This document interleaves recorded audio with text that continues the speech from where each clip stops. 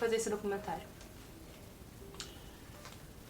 Eu decidi fazer esse documentário porque eu não conheci os meus bisos, toda da minha família pra trás da minha avó. Morreram, né, em Auschwitz. Então, ela que nasceu aqui, vindo fugida da guerra, e tem tanta história com o Rio de Janeiro, eu acho que esse documentário ele é importante para que as próximas gerações possam conhecer quem foi ela, a sua história, conhecer um pouco mais da sua ancestralidade e que possa ouvir um pouco mais os mais velhos. Tudo que você fez tem um sentido, né? Então eu decidi fazer esse documentário primeiro para ela, para dar esse sentido, para mim, para poder registrar essa memória, essa história dessa ancestral viva e para as futuras gerações, para que elas possam conhecer um pouco mais da sua ancestralidade e ouvir o seu mais velho.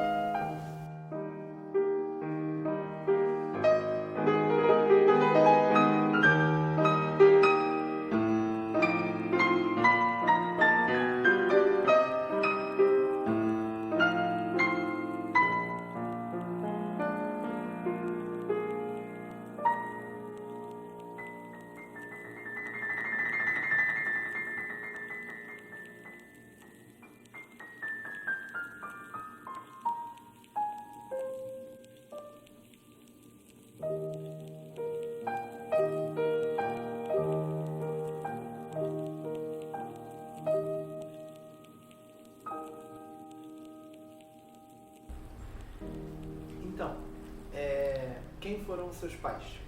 Meus pais eram Davi Zilberstein e Fanny Zilberstein. Vieram fugidos da guerra em 1935. Em 1937 eu nasci, filha caçula de uma família de 2 irmãos, já com 8, 10 anos, que eles vieram da Polônia. De onde da Polônia? De Lodz. Lodz era uma cidade industrial em Varsóvia, mas foi toda destruída, família toda destruída. Meus irmãos nasceram em Lodz e vieram com 7 e 9 anos. Naquela época, os judeus que chegavam no Rio de Janeiro, no Brasil,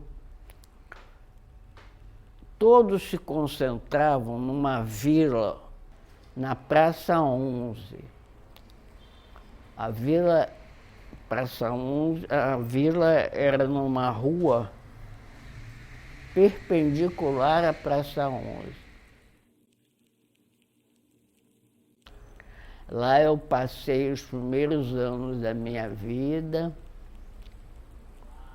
com muita luta, porque, como eu já disse, meus pais tinham que trabalhar para sobreviver e paralelo a isso, eles conseguiram unir um grupo de judeus e organizaram a biblioteca Sholem Aleichem, que era na Avenida Presidente Vargas.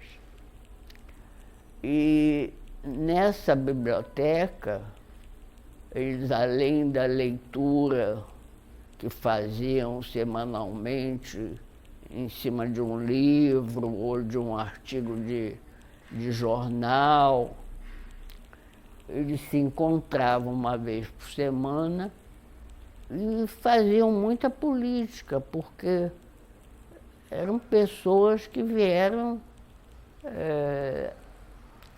perseguidas. Então, o que eles queria encontrar aqui liberdade e condições de vida, né? Minha infância foi muito apertada, assim, sob o ponto de vista financeiro, mas passou. E seus pais trabalhavam com o quê? Meu pai era alfaiate e a minha mãe ajudava o meu pai a vender os ternos, e tinha uma pessoa lá que cortava, fazia os ternos, enfim, batalharam muito. Nós morávamos nessa vila e estudávamos numa escola pública na Praça da Bandeira, Escola Municipal Epitácio Pessoa. Sim. E nessa escola, foi um período muito agradável, eu adorava ir à escola, porque eu convivia com as crianças, com as colegas, tinha merenda. E assim foi. Então, a minha infância foi assim. E tive alegrias com meu pai, que me levava aos domingos, olha só, na Praça Paris. Eu ficava brincando com as folhas das árvores, chupava um chicabom e ia para casa. Era o meu grande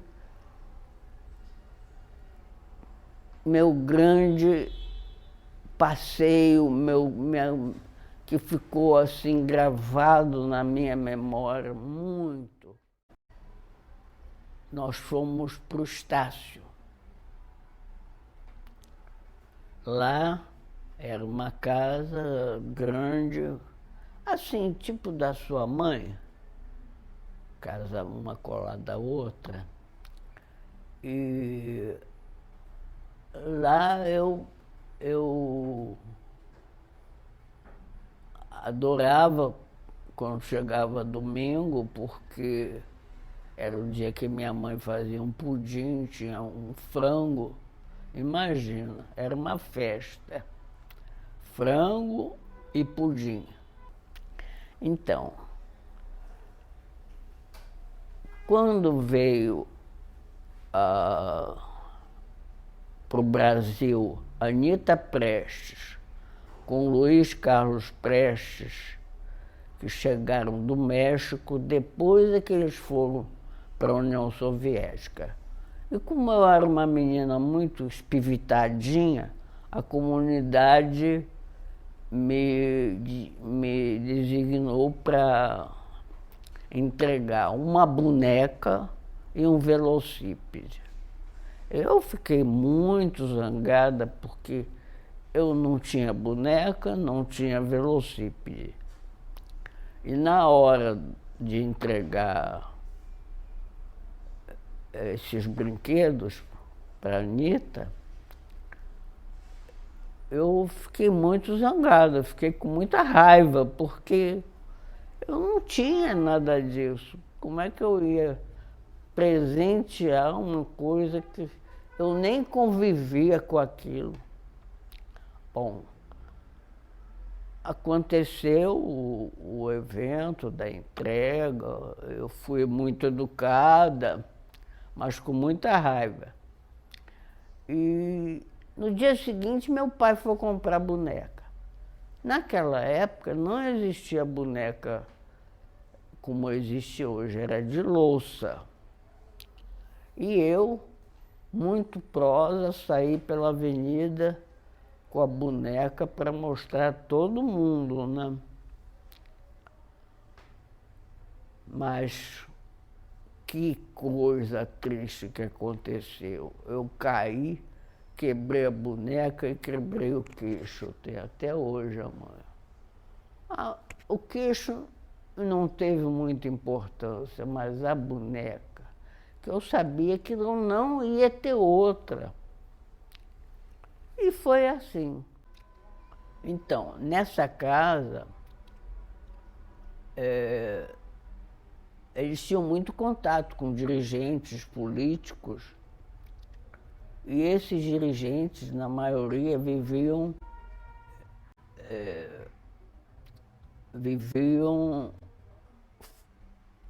esqueci o termo agora, viviam na ilegalidade.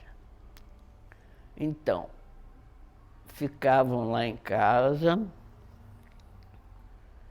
e, por um período, nós fomos morar na rua Sousa Neves 39, no Estácio.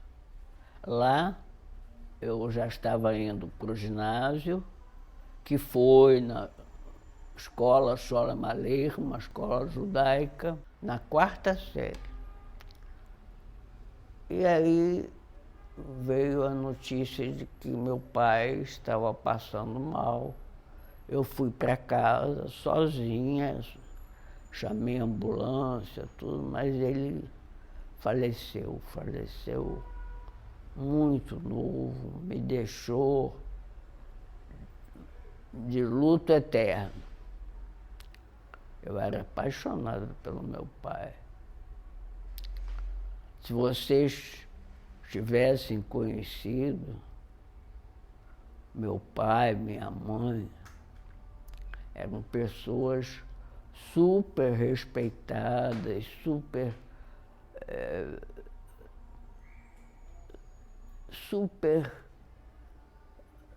politizadas, super formadas culturalmente, dentro da cultura judia e da cultura brasileira também, que eles tinham interesse. Afinal, o Brasil recebeu muito bem.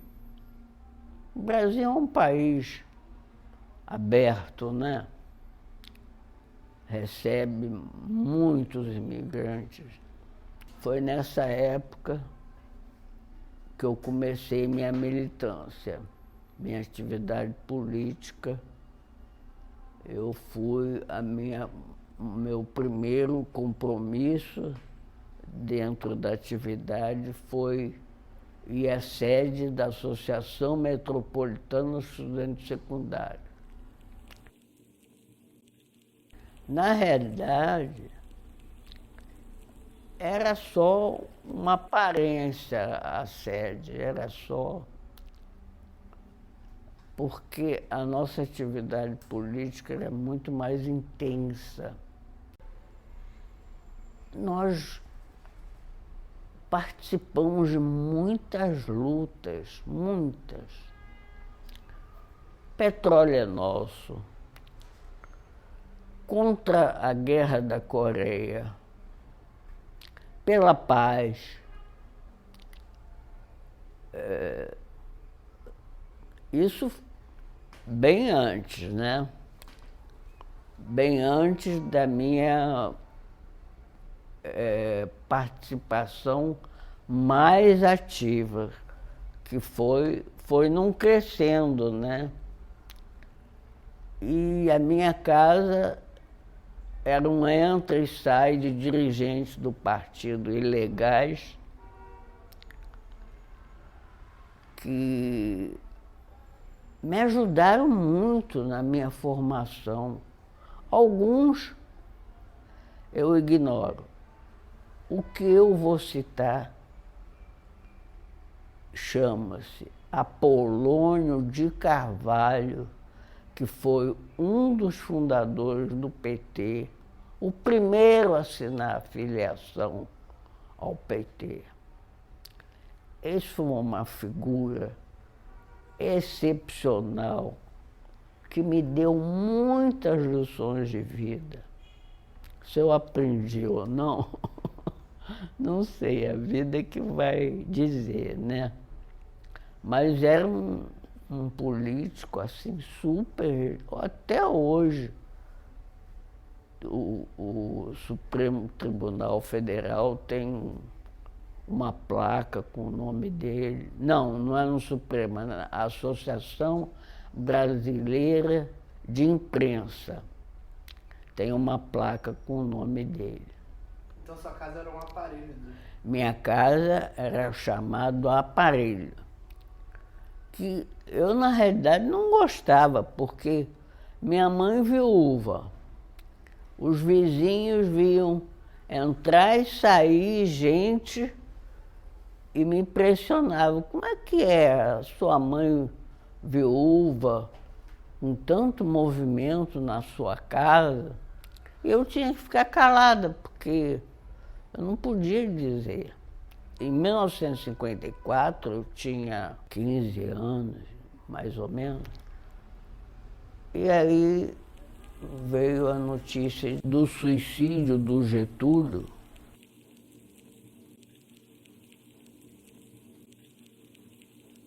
Eu, na época, estudava no Colégio Lafayette. A diretora juntou todos os alunos no pátio e informou no telefone: ninguém sai daqui sem seus responsáveis. Eu sabia que minha mãe, àquela altura, já estava super mobilizada, né? Aí eu falei, como é que eu vou fazer? Quando ela foi fechando o portão, eu não sei como eu consegui. Saí e o portão fechou nas minhas costas. Claro que eu fui expulsa do colégio. Em 1954 também aconteceu. Foi uma intensificação de atividades políticas pela situação, né? Muito grande. E teve uma manifestação na frente do Ministério da Educação, que era ali na Nilo Peçanha. Hoje não tem nenhum ministério, mas na época era Estado da Guanabara, todos estavam aqui. Então, eu fui para a porta do Ministério da Educação com cartaz, e o cartaz dizia: um pai vai pagar a mensalidade do seu filho. Era um carrinho desenhado, cheio de dinheiro e tal.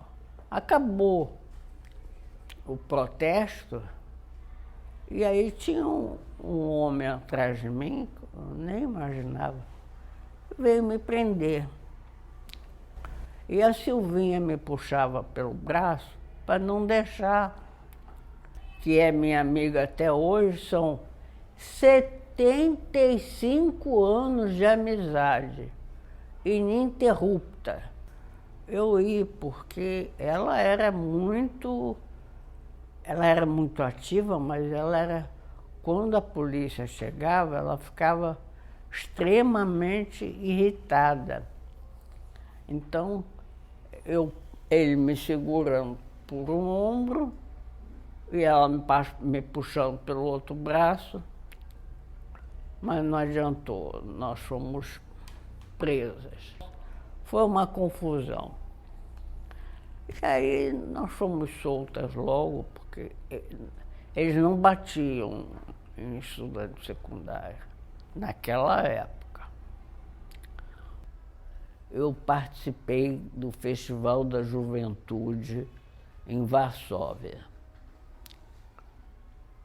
E nós éramos em 120 participantes brasileiros.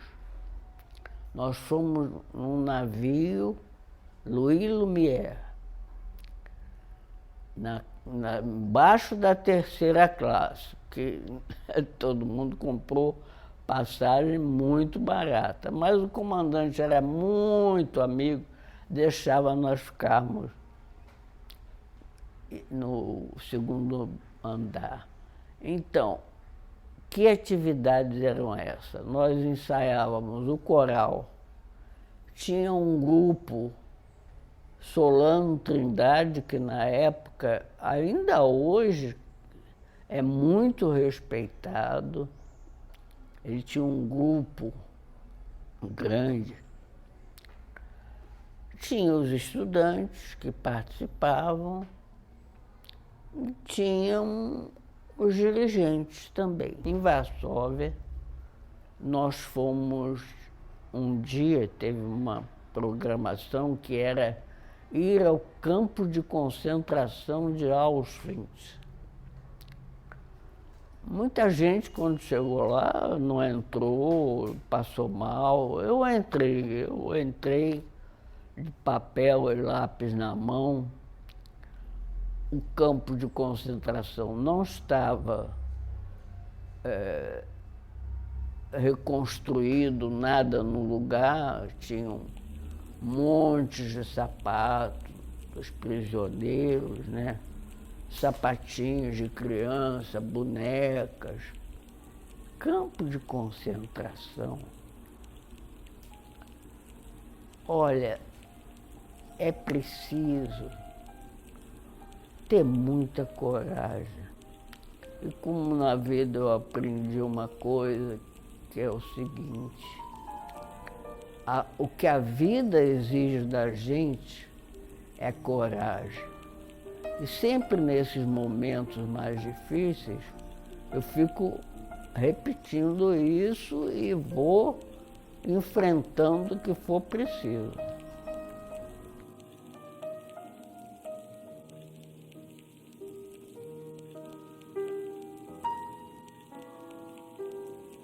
Eu estava procurando ali, nas paredes onde eles deixavam muitas mensagens, alguém da minha família. Até coloquei num jornal lá, encontra-se uma pessoa da família Zilberstein, se tiver algum sobrevivente que venha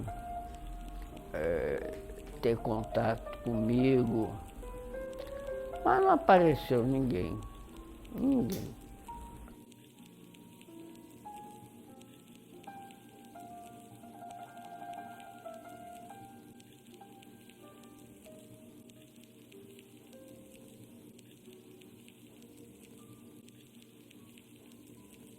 Bom, passado isso tudo, nós continuamos com as nossas atividades estudantis, né? E aí veio a época da faculdade. Eu fiz o vestibular para pegar pedagogia, passei e tal. Aí casei. Então, essa história é que é a mais importante de todas para mim. Deflagraram a greve do bonde. O que era a greve do bonde? Era contra o aumento das passagens do bonde. Só que essa luta foi liderada pelos estudantes universitários. E sai, protesta, volta.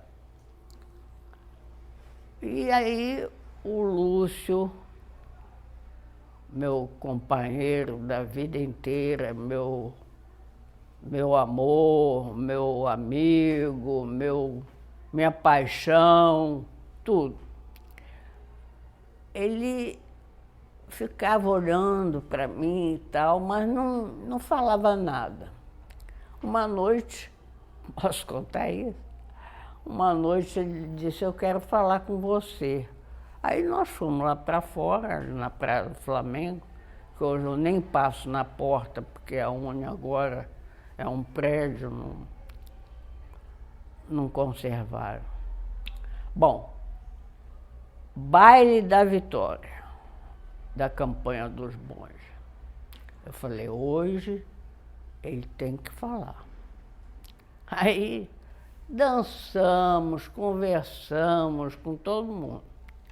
E as minhas amigas, e aí, Clarinha? Todo mundo fazendo força, Força não, me estimulando a ouvir o Lúcio. Só que ele não falava, né? Então uma noite ele disse, eu quero falar com você. Nós fomos lá para a porta da Uni e ele disse, Clarinha, o D'Alembert, que era um companheiro nosso, quer namorar você. Aí eu falei, olha, eu não estou afim. Porque eu queria que ele que falasse, não que viesse me dar o recado do colega, né, do companheiro. Eu falei, não, você não quero não. Tá bom. Aí, não terminando a conversa, ele disse, mas acontece que eu também quero namorar você. Entramos, dançamos e até terminar a campanha ele me levava para casa todo dia. Aí o nosso noivado foi na Uni, muito concorrido, muito. E entre namoro e noivado foram 9 meses, 10 meses e casamos. Então, o Lúcio, profissionalmente, ele era um jornalista. E ele atuava como jornalista no Sindicato dos Ferroviários. Mas a atividade dele era muito grande, então chamava atenção. Foi aí que, além da polícia saber que ele era funcionário do partido, tinha esse, não digo agravante, mas esse fato dele ser jornalista de um sindicato. Então, ele foi para a Embaixada da Bolívia, que era um apartamento grande, mas pelo número de exilados, ficou um formigueiro. E lá se exilaram Joel Rufino dos Santos, que foi um grande historiador e um grande líder do movimento negro. E os dias foram se passando e a Bolívia nada de liberar o visto. E quando liberou, vocês fazem ideia do clima que ficou, né? Todo mundo indo embora, enfim, eles foram em grupos. Foram para a Bolívia. A Bolívia tem uma altitude, né? Passaram mal, menos o Lúcio. O Lúcio não passava mal. Então, quando chegavam as cartas, as minhas amigas esposas dos companheiros lá da Bolívia diziam, só recebi os vômitos, as tonteiras, lê aí a carta do Lúcio, Clarinha.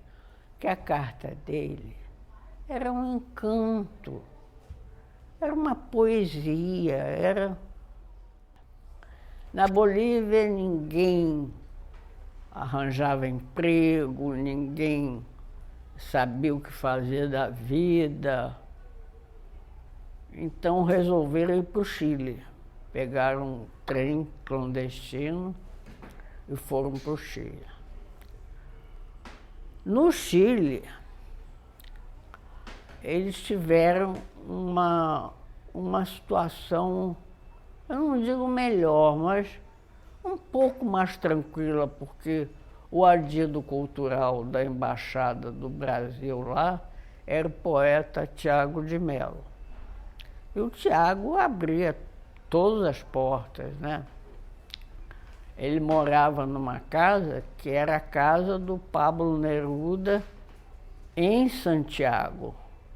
Não, aqui eu comecei a vender joias para ajudar minha mãe ajudava e as crianças estavam num colégio cujo diretor era amigo nosso e não cobrava. Eu me lembro que Dia dos Pais, todos os pais subiram no palco com os filhos para receber presente. E meus filhos diziam assim, e nós? E nós? Aí o diretor da escola me chamou no palco com as crianças, foi uma choradeira geral dos amigos. E eu me continha por causa das crianças, né? Mas foi muito emocionante. Bom, quando foi em agosto, a esposa do dono da Paner, Regina Leclerc, deu passagem para as esposas dos exilados. Eu fui primeiro, né? Quando eu cheguei, o aeroporto estava coberto de gente. Eu disse, Lúcio, o que é? Não, são companheiros exilados que vêm receber você. Mas quando eu entrei no carro, um carro com a bandeira do Chile e a bandeira do Brasil. Aí eu perguntei, Lúcio, eu estou presa? Ele disse, não, esse carro é da embaixada. Falei, como?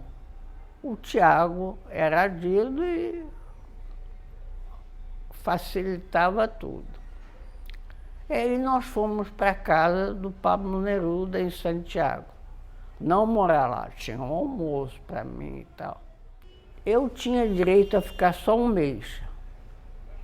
Eu e a Tereza. A Tereza era a esposa do Joel, que não viu o filho nascer.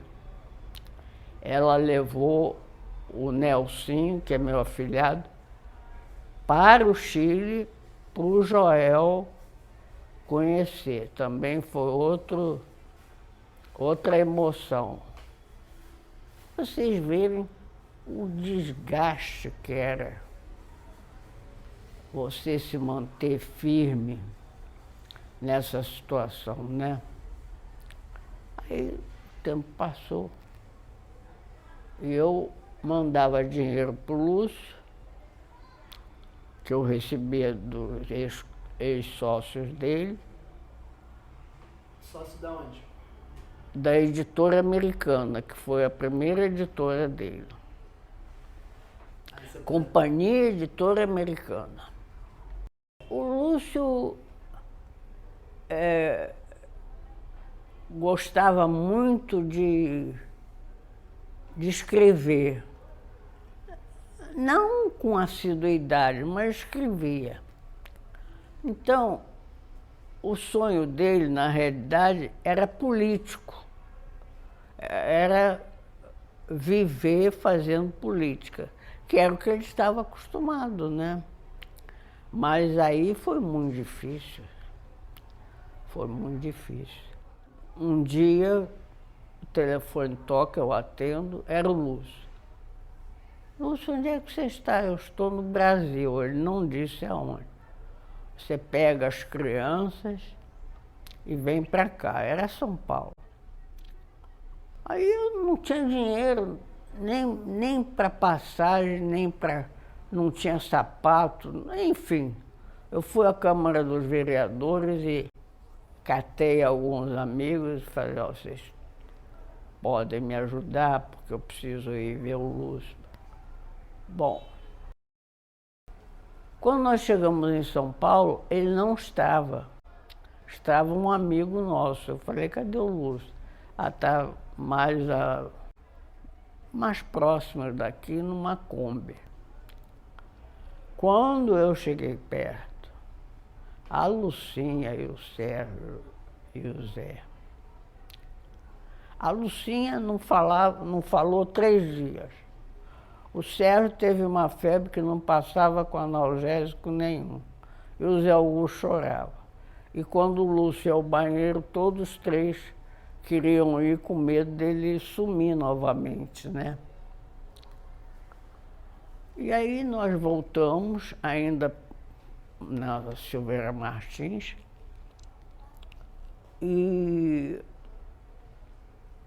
mas ele clandestino, então a campainha tocava, eu ficava apavorada, levava as crianças para o fundo do apartamento e esperava para ver o que ia acontecer. Felizmente não aconteceu nada, e o tempo passou, ele foi retomando a atividade que ele... E aí nós lançamos aquela revista Nave Louca. Lançamos no Teatro Casagrande, a rua ficou tão cheia, porque era Caetano, Gal, Gil, Torquato. Foi um sucesso. Eu não tenho um exemplar da Nave Louca. Eu passei por uma livraria, nós estávamos indo ao cinema, tinha uma livraria com a Nave Louca na vitrine. Eu entrei. Eu queria comprar essa Nave Louca. São R$300. Eu não comprei, né? Eu continuei na minha atividade de vender joia, mas ajudava muito na editora, fazia revisão. Os livros da editora têm meu nome, Revisão Clara Abreu. E aí ele foi ser sócio do Geraldo Jordão Pereira, que era filho do Zé Olímpio, numa editora chamada PLG. Paulo Alberto, Geraldo e Lúcio. Só que o Lúcio não se concentrava na editora. E eu ficava naquela situação. Se ele for embora, vai ser um desastre. E é o que o Geraldo e o Paulo Alberto estavam pensando mesmo. Não por maldade, não que eles queriam ser injusto com o Lúcio, não. É porque o Lúcio estava com a cabeça na política. Então, ele foi candidato pelo PDT, mas perdeu as eleições por poucos votos. Mas eu trabalhei, porque eu sabia que era o sonho dele. Mas eu trabalhei muito, só eu não, todo mundo, mas eu tinha me sentido na responsabilidade de eleger o Lúcio. Eu fiquei com 42 quilos. Sim, senhor. Aí ele não se elegeu. E aí agora? Como é que nós vamos fazer? Um amigo nosso, um grande escritor,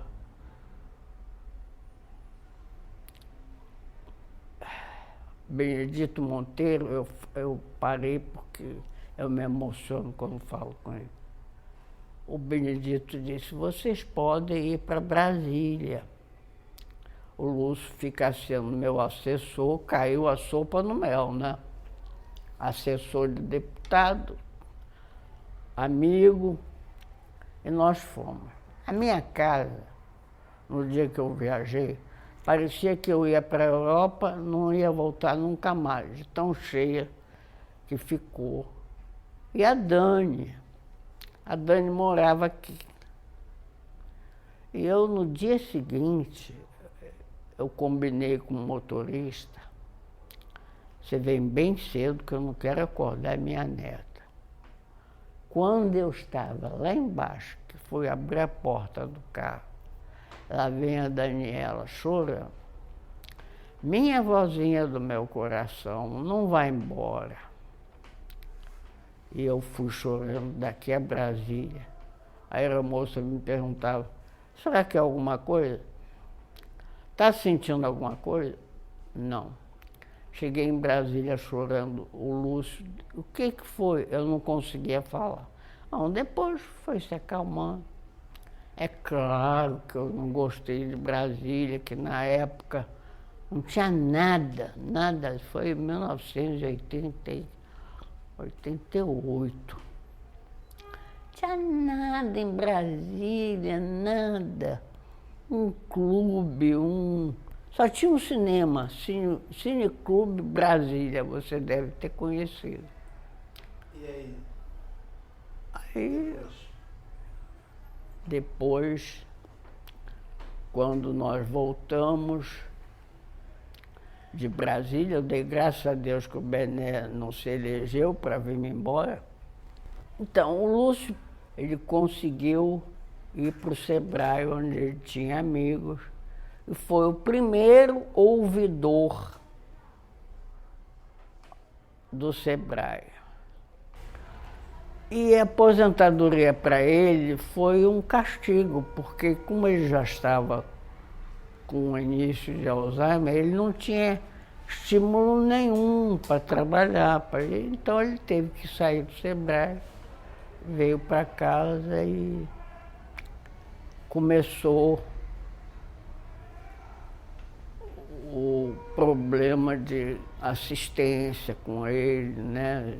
Ficou 11 anos aqui, eu nunca internei o Lúcio, nunca. Quando ele faleceu, a Lucinha e o Sérgio me perguntaram, você quer morar conosco? Aquela coisa de querer dar assistência. Eu falei, não, eu não quero morar com ninguém.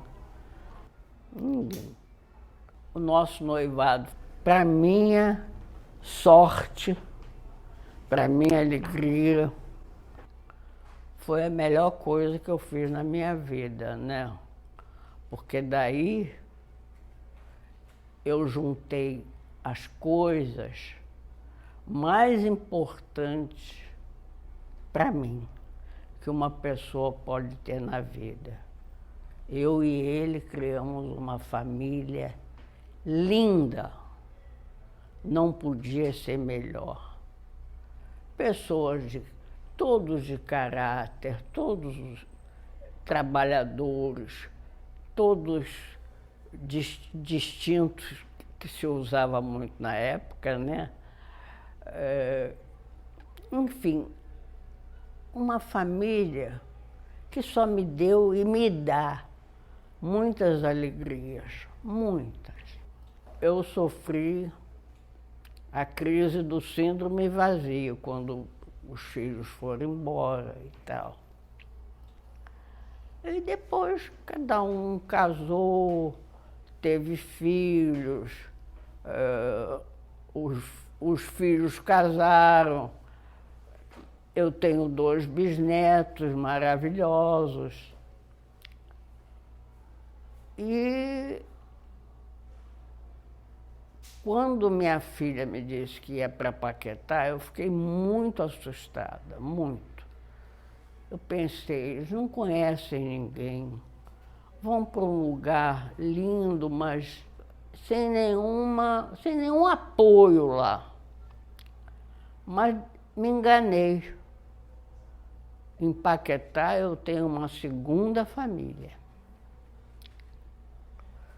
E as famílias, as esposas dos meus netos, também são minha segunda família. Também.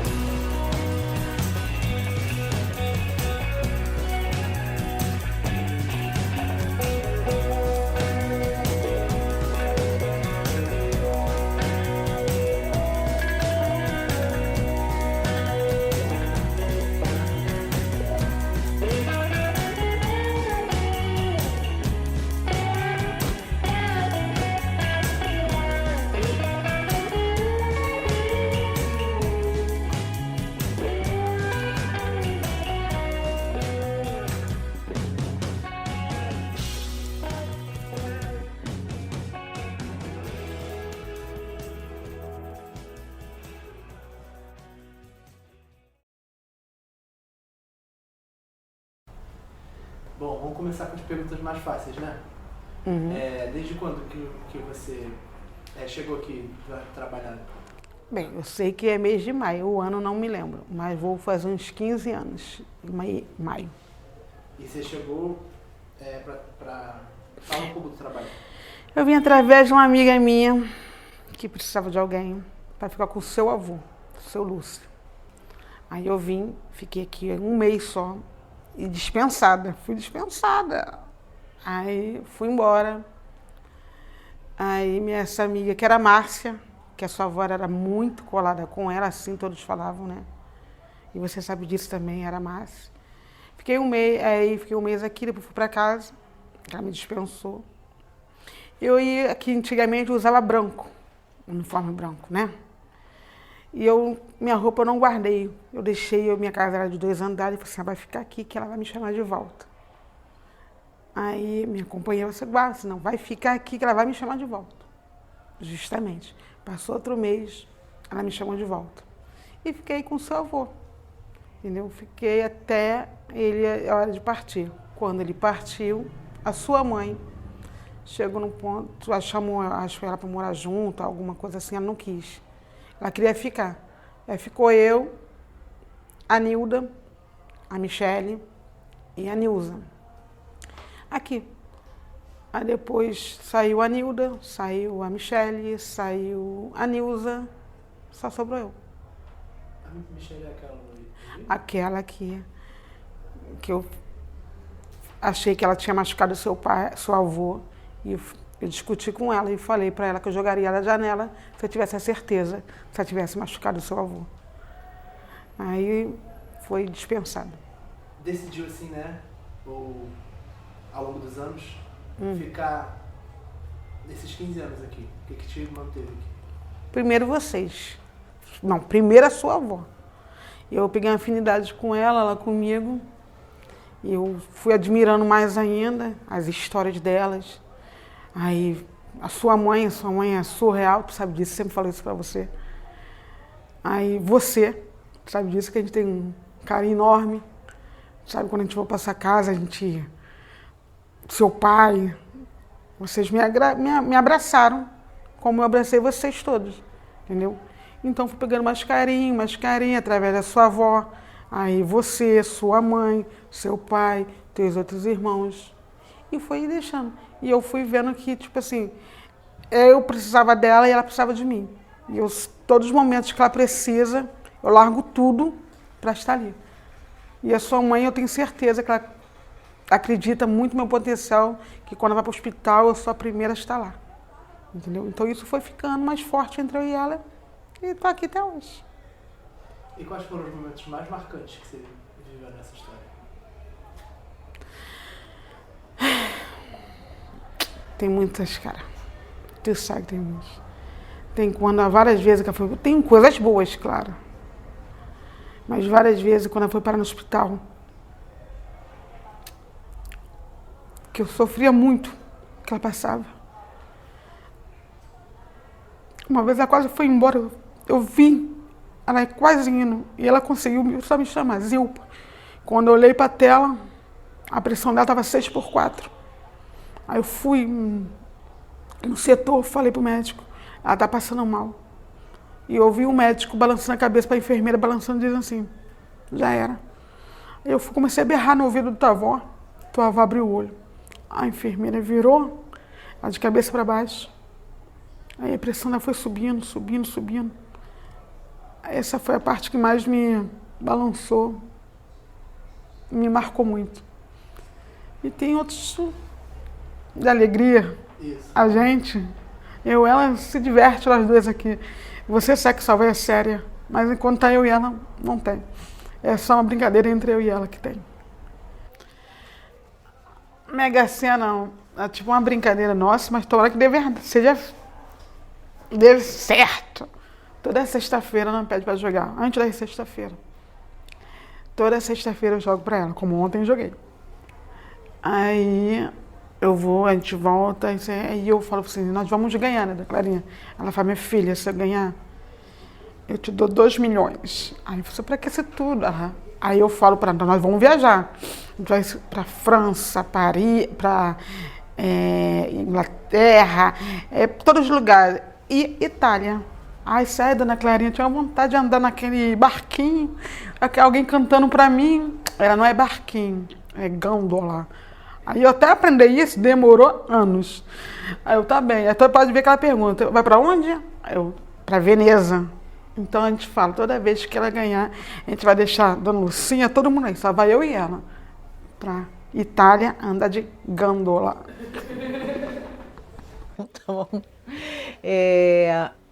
A minha mãe sempre foi uma mãe super presente. Mesmo eles tinham uma dinâmica de vida de casal também e vida social muito intensa, mas ela sempre foi muito presente. Tem uma amiga minha que ela minha amiga mais antiga de infância, que ela fala que ficava com os olhinhos assim, com inveja, porque a minha mãe sempre preparava com todo cuidado a nossa merendeira para levar para a escola, e a mãe dela só dava dinheiro para ir para a cantina e tal. Ela sempre foi aquela mãe presente no dia a dia. E uma Yiddish Mamer, né, que é a mãe judia, muito preocupada sempre e querendo sempre alimentar todo mundo, isso eu herdei dela, essa coisa de querer alimentar as pessoas, mas ao mesmo tempo a Yiddish Mamer costuma cercear muito, ser muito super protetora, né? E eu não, sempre tive muita liberdade. Isso é outra coisa que eu admiro, assim, ela sempre foi muito preocupada, mas eu na minha infância e na minha adolescência eu tive muita liberdade. Minha relação sempre foi de muito amor, de muito carinho. Ela me ensinou a olhar o próximo, a ter atenção com o próximo, a ter amor ao próximo. Então, eu acho que isso ela conseguiu também trazer para a nossa relação. Ok. E o que você mais admira nela? E uma das coisas que eu mais admiro nela e que ela me ensinou, ela e meu pai, é solidariedade. Porque eles sempre foram aquelas pessoas, assim, de tratar bem as pessoas, ensinar que tem que tratar bem todo mundo. E serem afetuosos. Esse é uma qualidade, né? Essa coisa de ser afetuoso. Eu tenho um primo que fala que assim, nunca recebeu um abraço tão carinhoso da mãe e do pai como recebia da tia. Então, assim, tinha essa coisa afetuosa. Mas uma das coisas que eu mais admiro é a solidariedade dela com os amigos. Sempre foi, assim, muito intensa. Então, ela me ensinou muito. Solidariedade e valor da amizade. Que eles sempre foram muito... Eles têm amizades de 70 e tantos anos, né? Então, são coisas assim que... E muito batalhadora também. A gente passou por momentos, fases difíceis que a mamãe segurou uma onda, foi vender joia e tal. Ela trabalhava ao lado do meu pai na editora, né? Eles sempre trabalharam juntos. O papai tinha editora e ela trabalhava com ele, ela que organizava os lançamentos. Então ela era assim, super dinâmica e era quem organizava a coisa, que o papai era das ideias e tal, e ela que organizava. Eu admiro muito o espírito de luta dela. Quando tiveram problema, nós tivemos problemas com financeiros, ela foi à luta, ela passou a vender joias durante muito tempo, ela saía todo dia com uma bolsa de joias bem pesada, e durante um bom período ela sustentou a casa dessa forma e a gente conseguiu seguir em frente. Então esse espírito ficou muito marcado para mim. Mas esse período foi um período que durou 5 anos, por volta de 5 anos, e foi um período que a gente via muito a luta dela, porque ela saía muito cedo, levava a bolsa de joias, uma bolsa pesada, ia nas empresas, ia nas casas das pessoas fazer a venda, e durante todo esse período ela conseguiu conseguiu sustentar a casa. Então, na minha adolescência, isso foi muito marcante como uma pessoa guerreira, uma pessoa que vai à luta, uma pessoa que pega para si a responsabilidade. Então, isso me marcou muito. Assim, ela cuidou muito de mim, né? Claro, na vida adulta, eu era muito independente, a gente tinha um convívio, mas eu era muito independente. Mas hoje eu cuido dela com maior alegria, sabe? Às vezes ela fala assim, estou dando trabalho. Não, para mim é uma oportunidade, sabe? Eu acho uma bênção eu ter ela comigo e poder cuidar dela, sabe? Acho que é uma grande sorte isso. E é uma pessoa que eu amo infinitamente. Então, ela me deu muito amor, me dá muito amor, continua me dando. E eu também poder ter esse cuidado com ela.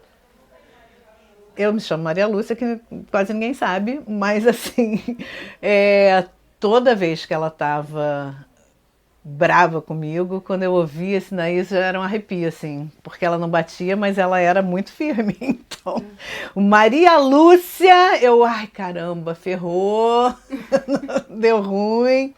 O Sérgio e o Zé, eles eram muito amigos, né?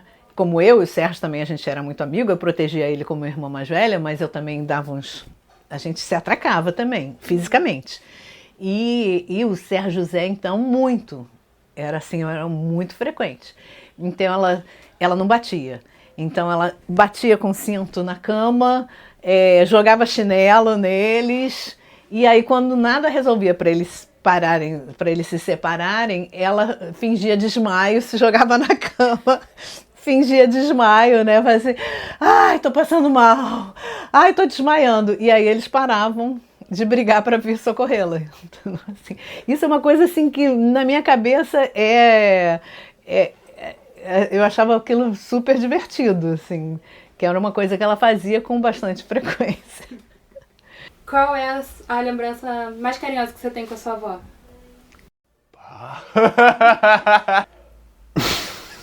Já ter falado essa pergunta antes. Quando a vovó foi para Brasília. E tipo, aquilo assim, o meu mundo desabou, porque a figura da vovó na infância sempre foi a figura como até hoje, né? A gente tem essa coisa da matriarca, da pessoa que é o exemplo. E ela era um exemplo incrível para mim na infância. E essa separação foi horrível, eu lembro muito disso, assim.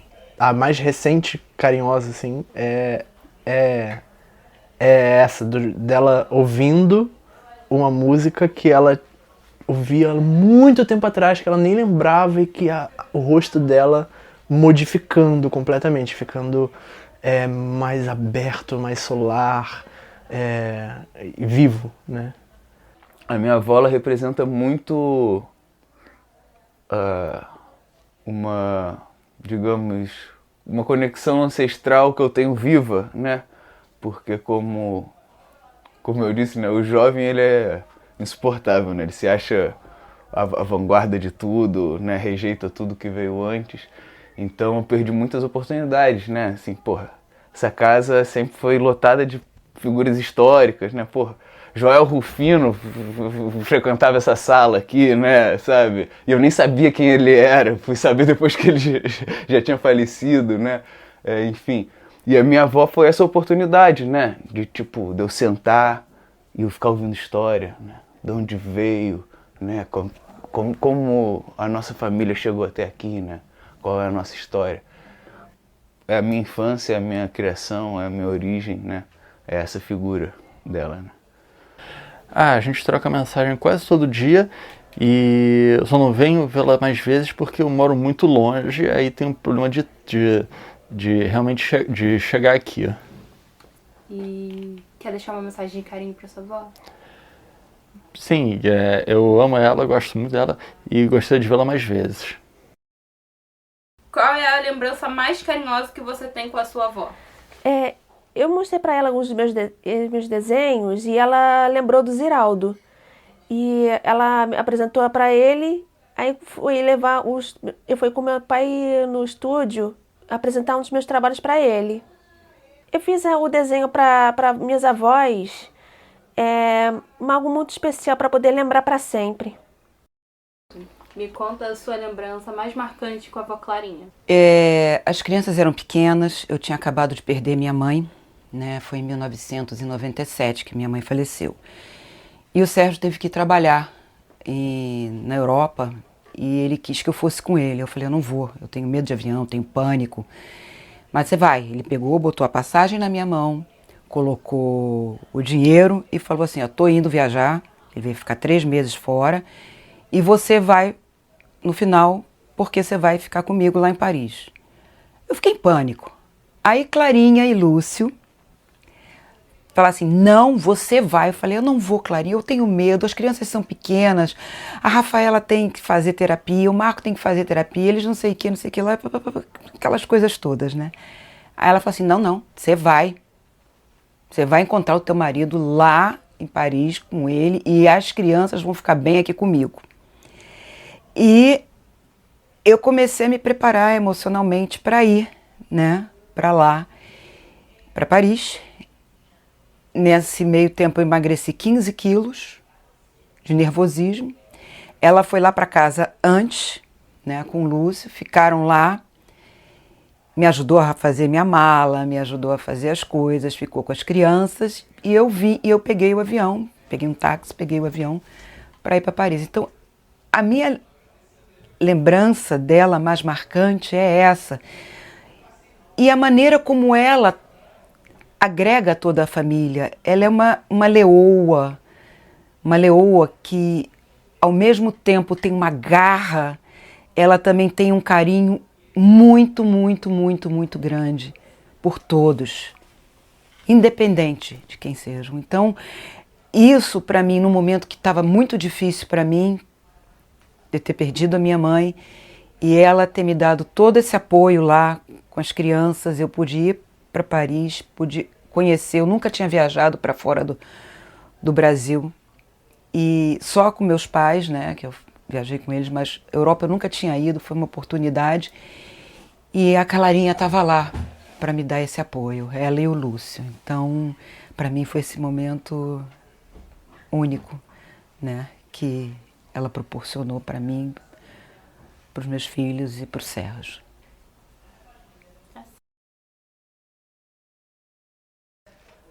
A minha lembrança mais marcante com a Clarinha foi uma vez que eu tive que ligar para ela para fazer um trabalho de escola do Leonel, o Bizinho.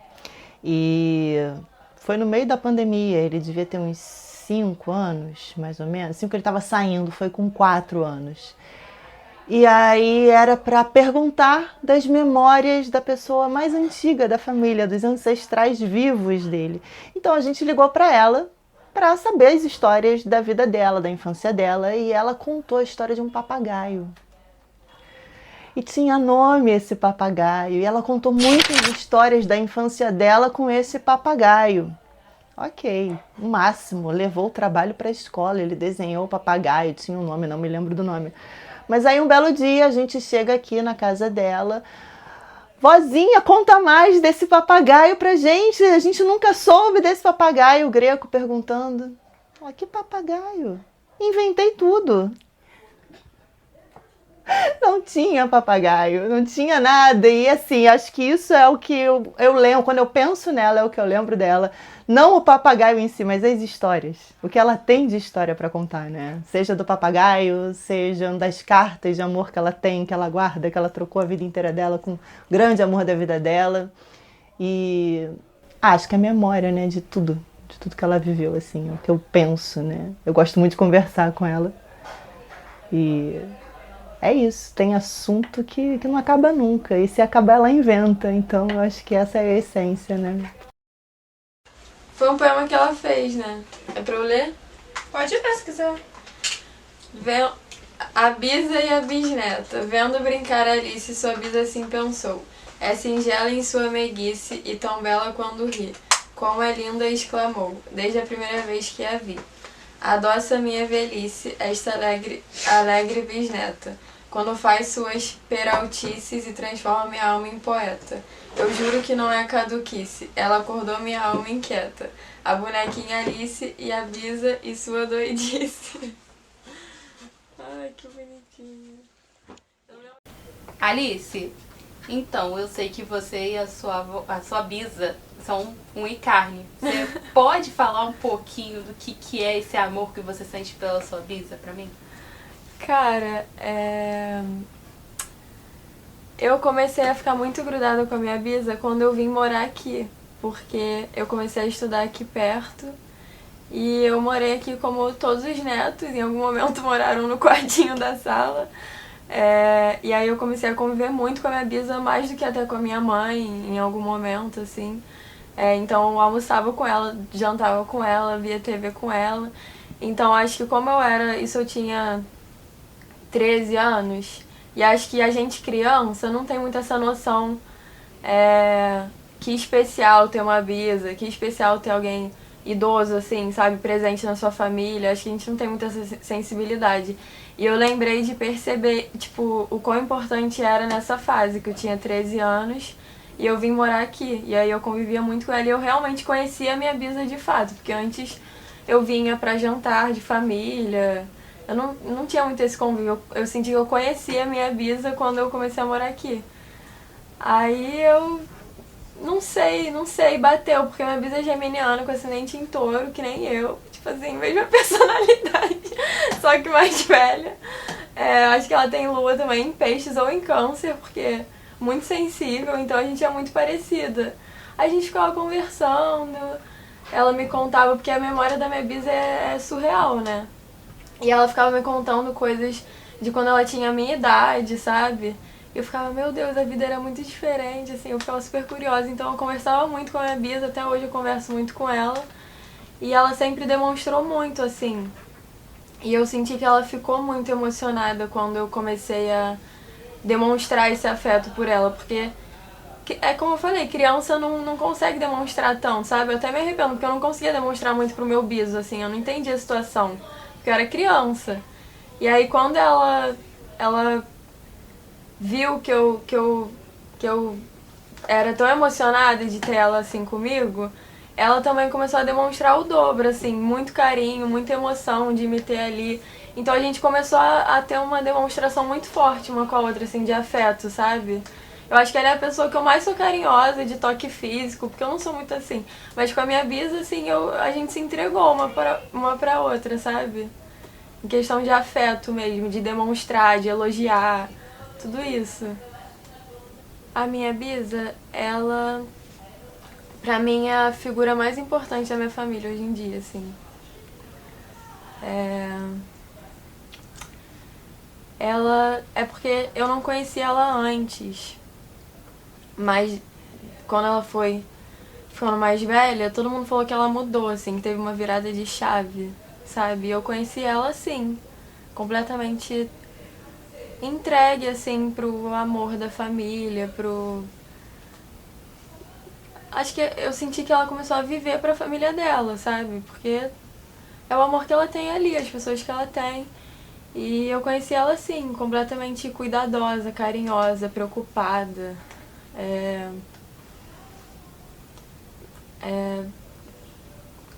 Ela é muito sutil nas palavras, dá pra ver que é muito genuína as coisas que ela fala, sabe? Quando ela te elogia, dá pra ver que ela realmente está te elogiando, não é simpatia, fazer uma média, não, ela é muito verdadeira nas coisas que ela fala, sabe? E aí parece que as coisas que ela fala dão uma aquecida, assim, no coração, sabe? Tipo, sempre que eu chego aqui, que eu venho, sei lá, umas 2 vezes na semana, toda semana.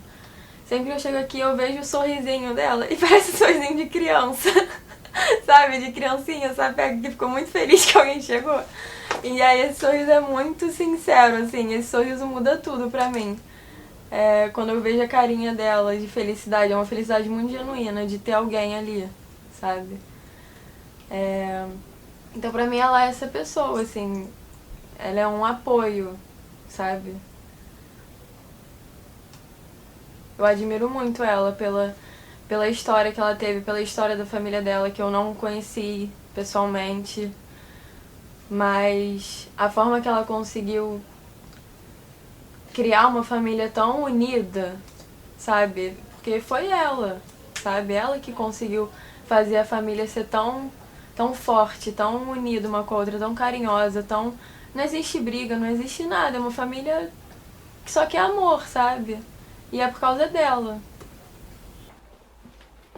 Então, Guto, me conta a sua lembrança mais marcante com a avó Clarinha.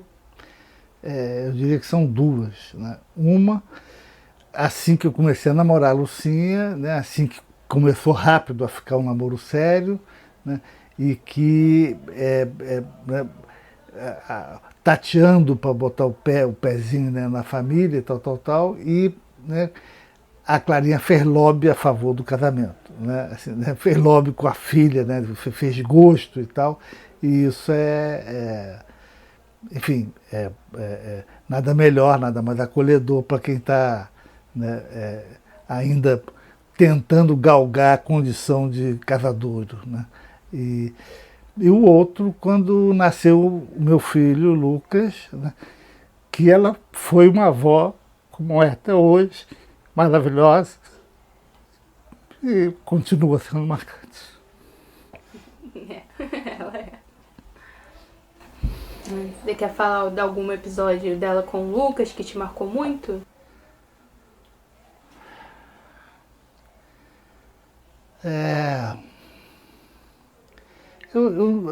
É difícil escolher um episódio. Eu diria que é um amor intenso que é compartilhado, né? Isso é marcante para mim no sentido de que é uma outra pessoa da família que também tem um amor imenso por um filho para quem eu tenho esse amor imenso. Então, compartilhar esse amor é marcante. Tá certo. Me conta a sua lembrança mais marcante com a avó Clarinha. A minha memória mais marcante com a avó Clarinha, ela eu acho que ultrapassa, acho que foi a primeira vez que eu vi, porque eu dormi aqui e eu tava com muito medo de sair do quarto, e porque eu não sabia como ela ia reagir de eu estar aqui, ela não sabia que eu estava aqui, mas ela me recebeu no café da manhã com um sorriso tão legal, assim, e em 2 semanas ela fez eu me sentir como se eu fizesse parte da família dela. Então, ela literalmente fez isso, porque ela me disse, corta pra 2 semanas depois, ela me pediu uma massagem, porque ela sabia que eu fazia massagem. E aí eu fui fazer uma massagem, ela tava com muita dor. E aí ela me parou e falou assim, você sabe que eu já disse pro Lucas que eu só vou morrer depois que eu ver o filho dele nascer. E fez um sorriso malicioso pra mim. E eu tinha 2 semanas conhecendo o Lucas, então assim, ela já deixando claro desde o início que ela queria muito que eu tivesse na família. E isso pra mim é muito especial, né? Até também o jeito dela, ela sempre me chamou de minha netinha, de Julinha, que nem a maioria das minhas avós e algumas pessoas próximas me chamam. Então, desde o início, assim, é como se eu já fizesse parte da família dela. E eu não tenho dúvida de que eu sou neta dela por isso. E quer deixar uma mensagem de carinho pra sua avó? Feliz aniversário, Pisa. Oi, Clarinha querida. Tantos anos de amizade, de carinho, a vida inteira, eu e você. E uma coisa tão assim, aconchegante. Eu te quero bem. Felicidades, tudo de bom. Clarinha querida, obrigada por você ser minha amiga nas horas tristes e alegres. Te amo. Um beijo grande, afetuoso. Beijo. Oi lá, Clarinha. Parabéns, amor. Tudo de bom pra você. Você merece. Você é uma mãe maravilhosa, uma avó maravilhosa, uma bisa também. E amiga nem se fala. Receba o meu abraço carinhoso pelo dia mais importante, que é o dia do seu nascimento. Um beijão, amor, um abraço bem apertado. Tchau. Oi, tia. Eu acho que eu sou uma pessoa abençoada, que normalmente a pessoa tem uma mãe. Ninguém é filho de chocadeira. Eu tive 3, cara. Eu tive 3, a minha mãe biológica, a tia Chuca e você. Então hoje a mãe querida, que eu sempre penso no Dia das Mães, é você. Todo o meu amor, todo o meu carinho. E não se esqueça da coisa mais importante. Tenha sempre um mate gelado na geladeira que eu posso chegar a qualquer momento. Um beijo, parabéns, te amo muito. Clarinha é uma amizade de 75 anos, isso é uma coisa quase que impossível. E nós somos amigas do dia a dia. Não é amiga que uma ficou longe, outra perto, depois se encontraram. Nós ficamos juntas na adolescência, com nossos namorados escondidos, com nossos pais brigando com a gente. Depois foi na política, que ambos gostávamos da mesma causa. E aí fui presa, Clarinha também foi presa. Olha, foi uma amizade muito linda. E depois, quando já adultas e casamos, a amizade continuou. Quando meu filho, que hoje vai fazer 70 anos, tinha 1 ano, ela que levou o bolinho com a vela, que foi lindo, lindo, lindo. Quer dizer, foi uma amizade maravilhosa. E ela casou com um homem muito bom, Lúcio Abreu, que foi nosso amigo desde a infância também. E com eles dois, nós convivemos muito. Eu, o Tibério, meu primeiro marido, o Roberto, meu segundo marido, todos convivemos com Clarinha. Clarinha e os filhos dela, que são maravilhosos, Lucinha e Sérgio, que a gente quer um bem como se eles fossem nossos. Tanto ela com os meus, como eu com os dela. É uma maravilha de amizade. E agora que estamos bem velhinha, eu com 89, ela com 88, continuamos amigas. Ela vem aqui em casa, ela dançou, mesmo na cadeira de roda, no meu aniversário dos 89 anos. Foi uma maravilha, todo mundo adorou, foi muita foto, muita beleza. E nós estamos aqui, amigas, até hoje e até o fim, até o final. Até o fim seremos amigas. Te amo, Clarinha, muito, muito, muito. Um beijo muito grande da Silvinha. Dona Clarinha, mais 1 ano a gente junta. Você sabe que eu largo tudo para passar com a senhora. Teu aniversário, até Dia das Mães eu largo tudo. Como eu não tenho mãe, eu já me dedico só a ela ali, né? Todo ano estou aqui presente, Dia das Mães e aniversário. Mais um ano vai vir, que eu vou ficar Dia das Mães e aniversário. Entendeu? Eu quero estar em todos os momentos com a senhora, datas marcáveis, eu quero estar presente. Tá? A senhora é muito importante para mim, a senhora sabe disso. E estamos juntos sempre. Beijos, te amo muito. Clarinha é minha boneca. Na impossibilidade de te mandar flores, envio-te o pôr do sol do Pacífico, cuja beleza triste reflete minha imensa saudade. Beijo-te os lábios, os olhos e os cabelos, e revelo-te que o passar dos dias me fazem mais apaixonado. Sou feliz por te possuir, pelos filhos que me deste. Gostaria que a paisagem e as palavras pudessem transmitir toda a ternura do teu Lúcio. Santiago, 12/8/64.